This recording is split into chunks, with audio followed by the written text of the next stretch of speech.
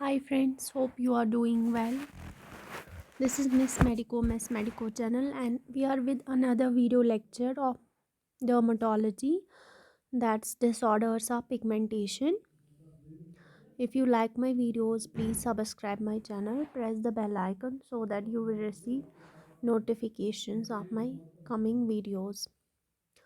So we know there are disorders of pigmentation, like we have got hypopigmentation disorders like vertigo or post-inflammatory hypopigmentation, or we have disorders of hyperpigmentation like melasma, freckles, lentigens, or hyperpigmentation due to endocrine disease, or we can say hyperpigmentation due to drugs.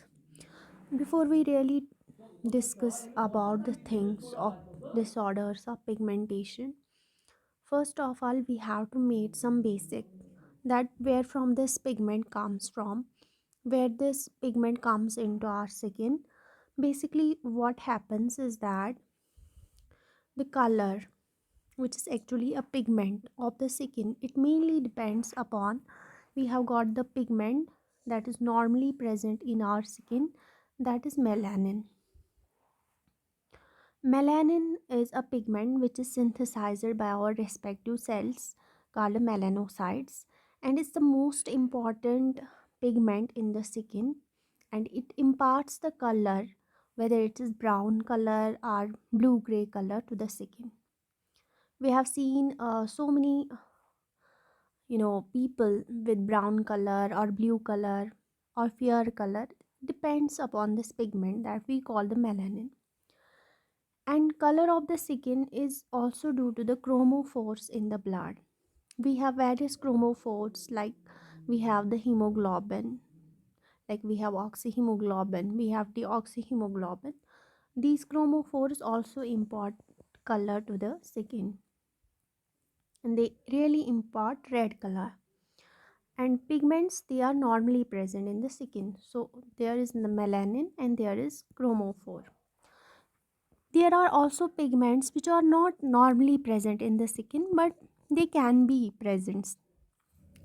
Like there are endogenous things which impart color, like we have got this hemoglobin, methemoglobin, we have sulfhemoglobin, we have bilirubin in certain conditions like jaundice. In hemosiderin pigment we have got. So these are the endogenous conditions which impart the color to the skin. And certain exogenous things like topical applications, we have iodine, we have henna, so these also impart color to the skin. So normally color is because of the melanin, but there are certain things like we have endogenous things or exogenous things, they will also impart color to the skin. So as far as melanin is concerned, we are going to firstly study what is melanin, ये होता क्या है, ये जो pigment है ये आता कहाँ से है, अगर ये इम्पार्ट करता है colour to the skin, where from it comes from. Normally होता क्या है, हमारी जो स्किन है उसमें जो ये सेल होती है जो मेलानिन रिलीज़ करती है, इस सेल को हम मेलानोसाइट बोलते हैं. बेसिकली मेलानोसाइट क्या होती है, ये एक डेंड्राइटिक सेल होती है. मैंने यहाँ पे ये सेल जो दिखाई है, ये यहाँ पे डेंड्राइटिक सेल है, मतलब इसमें एक सेल बॉडी होती है और इससे आर्म्स निकलते हैं, यानी डेंड्राइट्स निकलते हैं. तो बेसिकली मेलानोसाइट जो है वो एक डेंड्राइटिक सेल होती है. आती कहाँ से है ये, it's derived from the neural crest. During embryogenesis हमें पता है जब एक्टोडर्म बनता है, एंडोडर्म बनता है, मेसोडर्म बनता है, तो वहाँ पे एक क्रेस्ट होता है, न्यूरल क्रेस्ट, वहाँ से ही बनती है हमारी मेलानोसाइट. इसकी जो प्रिकर्सर होती है, यानी जिससे ये मेलानोसाइट बनती है, उसको हम मेलानोब्लास्ट बोलते हैं.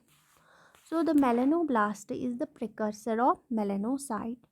और वहाँ से ये जब एम्ब्रियोजेनेसिस होती है, मेलानोब्लास्ट सेल जो है वो माइग्रेट करती है अलोंग द डॉर्सोलेटरल पाथवे. वो डॉर्सोलेटरल पाथवे से माइग्रेट करती है और कहाँ रीच करती है? To the epidermis and hair follicles. हमारे एपिडर्मिस एंड हेयर फॉलिकल्स में ये रीच करती है और वहाँ पे ये इस फॉर्म में रहती है, यानी कि एक डेंड्राइटिक सेल की तरह हमारी जो है ये मेलानोसाइट रहती है। यहाँ पे ये एपिडर्मिस है पूरा, और हमारे एपिडर्मिस के बेस पे हमारी मेलानोसाइट रहती है। तो मेलानोसाइट एक डेंड्राइटिक सेल होती है और ये रहती कैसे है? जो हमारी केराटिन, हमने पिछले लेक्चर्स में पढ़ा था कि हमारा जो एपिडर्म्स है वो मेनली केराटिनोसाइट्स का बना होता है। तो ये जो मेलानोसाइट होती है ये इंटरस्पर्स रहती है, मतलब जुड़ी रहती है विद अबाउट 36 केराटिनोसाइट्स से। मतलब इसके जो डेंड्राइट्स होते हैं वो इंटरडिजिटेट करते हैं 36 केराटिनोसाइट्स से। मतलब अगर मैं ऐसे यहाँ पे एक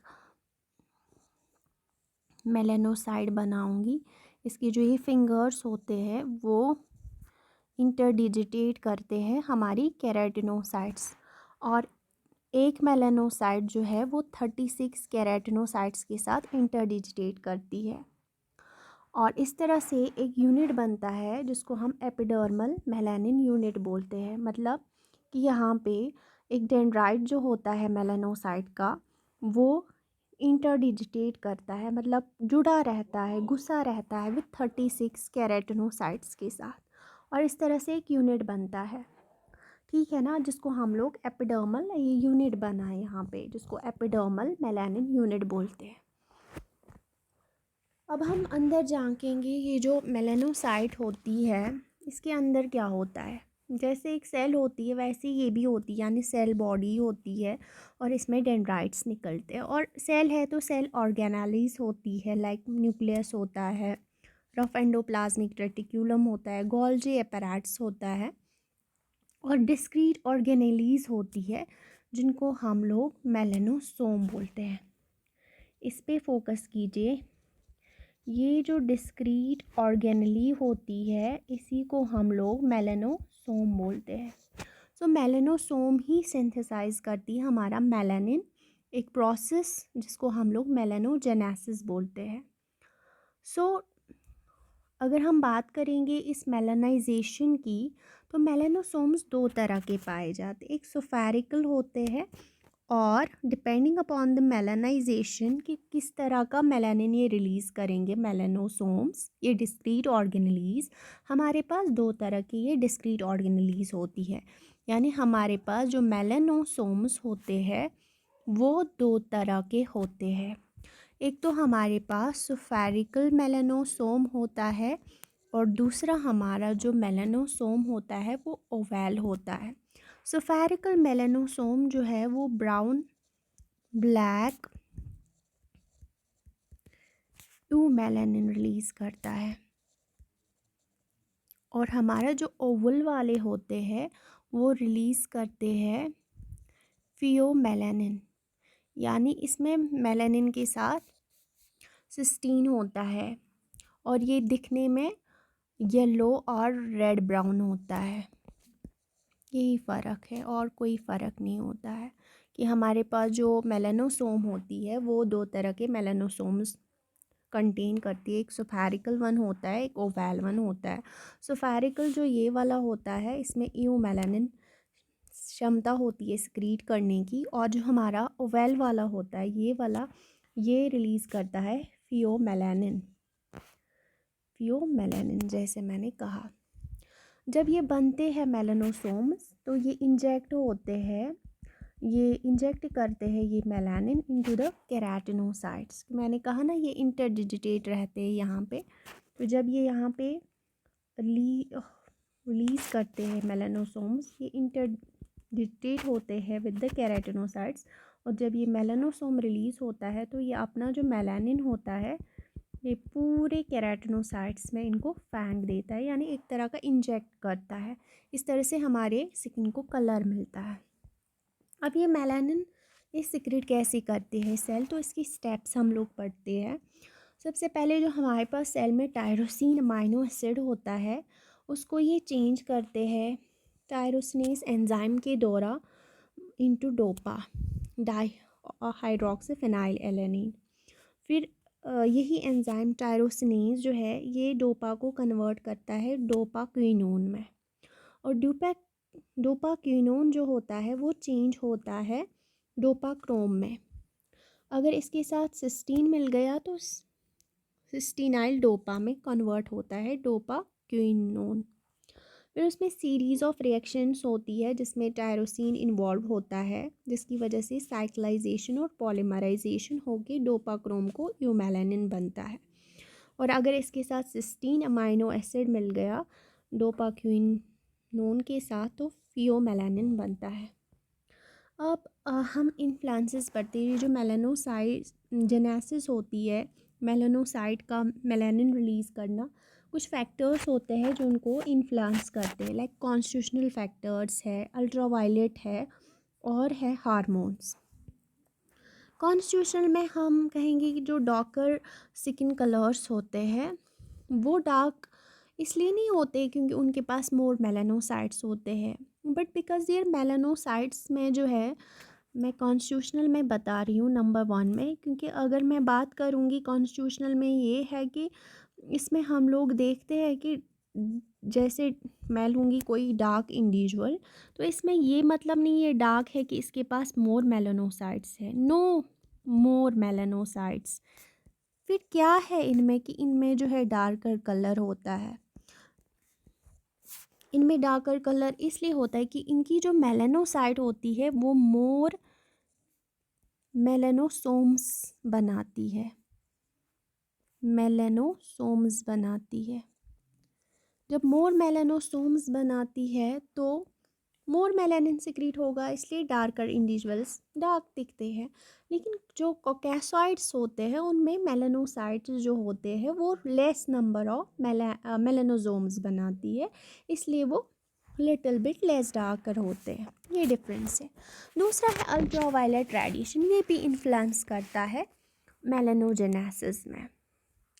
हम जानते हैं कि जब हम बाहर सनलाइट में निकलते हैं तो हम टैनिंग हमें होती है, that is because of photo induction से मेलानोसाइट का स्टिमुलेट होना, जिसकी वजह से टैनिंग होती है, यानी पिगमेंट रिलीज़ होता है। इसमें हम अगर यूवीआर की बात करेंगे कि ये किस तरह से मेलानोजेनेसिस को प्रभावित करती है, तो हम लोग इसमें 2 फेजेस देखते हैं। एक है इमीडिएट पिगमेंटेशन और जो दूसरा है वो है डिलेड पिगमेंटेशन, यानी यूवी रे से 2 तरह से मेलानोसाइट प्रभावित होती। इमीडिएट में जो है जब हम यूवीए लाइट में जाते हैं तो क्या होता है, इमीडिएटली क्या होता है कि फोटो ऑक्सीडेशन होती है, यानी लाइट की वजह से ऑक्सीडेशन होती है प्री फॉर्मड मेलानिन का, जो वहाँ पे ऑलरेडी मेलानिन होता है उसकी फ़ोटो ऑक्सीडेशन होती है। और नंबर 2 जो है वो मेलानोसोम्स का रीअरेंजमेंट होता है लाइट की वजह से, यानी वो टॉप पे आ जाते हैं। ये होता है इमीडिएट पिगमेंटेशन में। दूसरा ये है डिलेड पिगमेंटेशन में क्या होता है कि इसमें डिलेड पिगमेंटेशन में प्रोलिफरेशन होती है, यानी ज़्यादा अगर हम बाहर धूप में रहेंगे तो ज़्यादा मेलानोसाइट्स बनेंगे। इसी तरह जो एंजाइम होता है टायरोसिनेस, इसकी एक्टिविटी जो है वो बढ़ जाएगी, यानी टायरोसिनेस एक्टिविटी जो है वो बढ़ जाएगी। नंबर 3 जो है वो transfer of newly formed melanosomes from melanocytes to keratinocytes, यानी कि जो हमारी मेलानोसोम्स है वो ट्रांसफ़र होना स्टार्ट होएगी मेलानोसाइट्स से टू केराटिनोसाइट्स जब हम बहुत धूप में रहेंगे। मैंने कहा जब डिलेड पिगमेंटेशन में क्या होता है कि हम एक्सपोज होते हैं मोर टाइम के लिए यूवी ए और यूवी बी लाइट में, और उससे क्या होता है मेलानोसाइट्स जो है वो ज़्यादा बनती है। जो टायरोसिनेस की एक्टिविटी है जो कि मेलानिन रिलीज़ करने में एंजाइम हेल्प करता है, उसकी एक्टिविटी भी बढ़ जाती है। और जो ट्रांसफ़र होता है मेलानोसोम्स का from wire, from melanocytes to keratinocytes, ये भी इंक्रीज़ होता है। तीसरा जो इन्फ्लुएंस करता है वो है हार्मोन्स भी इन्फ्लुएंस करते हैं पिगमेंट रिलीज़ होने में। लाइक मेलानोसाइट स्टिमुलेटिंग हार्मोन जो है वो एक हार्मोन जो कि पिट्यूटरी ग्लैंड से आता है, उससे भी जो है हमारा मेलानिन इंक्रीज़ होता है और हम डार्कर दिखते हैं। इससे भी मेलानिन इंक्रीज़ होता है, ये पिट्यूटरी से आता है, तो इससे भी मेलानिन सक्रीट हो सकता है। हमारी बॉडी में मैंने कहा एबनॉर्मल स्किन पिगमेंट्स भी हो सकते हैं, जैसे एंडोजीनस में मैंने कहा यूजुअली हीमोग्लोबिन डिराइवेटिव्स होते हैं, या एक्सोजीनस में मैंने कहा ड्रग्स या टॉपिकल एप्लीकेशंस। आई होप कि आपको बेसिक्स जो है कहाँ मेलानिन कैसे सिक्रेट होता है वो समझ में आया होगा। अगले लेक्चर में हम पैथोजेनेसिस पढ़ेंगे कि अगर किसी भी स्टेप में प्रॉब्लम होगी तो क्या डिजीज़ डेवलप हो सकती है स्किन में। I hope you like the video. If you have any query, please comment in the comment section. Thank you.